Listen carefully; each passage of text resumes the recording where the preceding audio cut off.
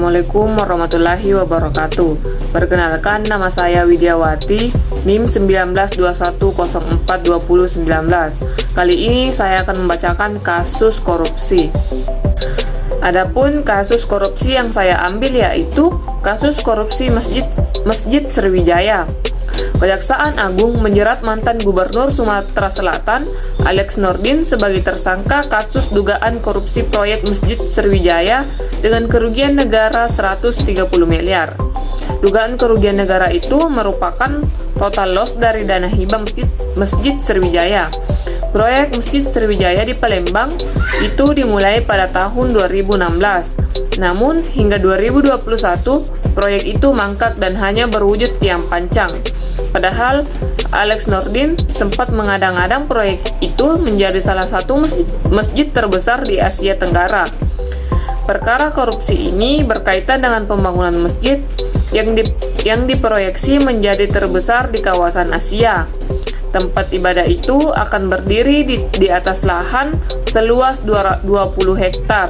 Adapun instansi yang terlibat yaitu Edi Hermanto selaku Ketua Panitia Pembangunan Masjid Sriwijaya, Dwi Kridayanti sebagai pihak swasta, Syarifuddin MF selaku Ketua Divisi Pembangunan dan Ketua Panitia Pengadaan Barang dan Jasa Pembangunan Masjid Sriwijaya, Yudi Armito selaku KSO, Yodia Karya selaku Ketua Divisi Pembangunan dan Ketua Panitia Pengadaan Barang dan Jasa Pembangunan Sriwijaya, Mukti Sulaiman selaku mantan Sekda Pemprov Sulsel, Ahmad Nasuhi sebagai mantan PLT Kepala Biro Kesra Pemprov Sulsel.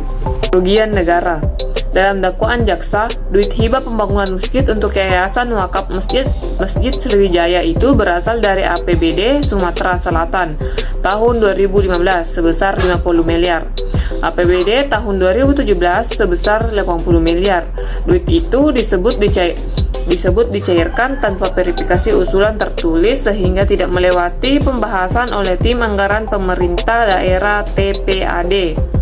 Jaksa juga menjelaskan aliran duit yang diduga korupsi itu yakni untuk Edi Hermanto senilai 684 juta, Syarifuddin senilai 1 miliar, Dwi Krisdayani senilai 2,5 miliar, Yudi Arminto senilai 2,3 miliar.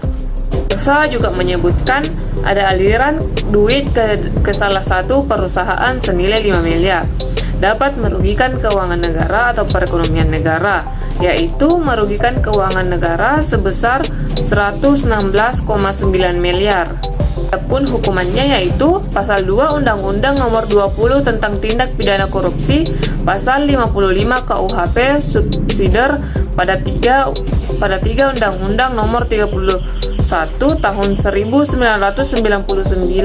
Undang-Undang Nomor 20 Tahun 2001, Pasal 55 ayat 1 ke 1 KUHP.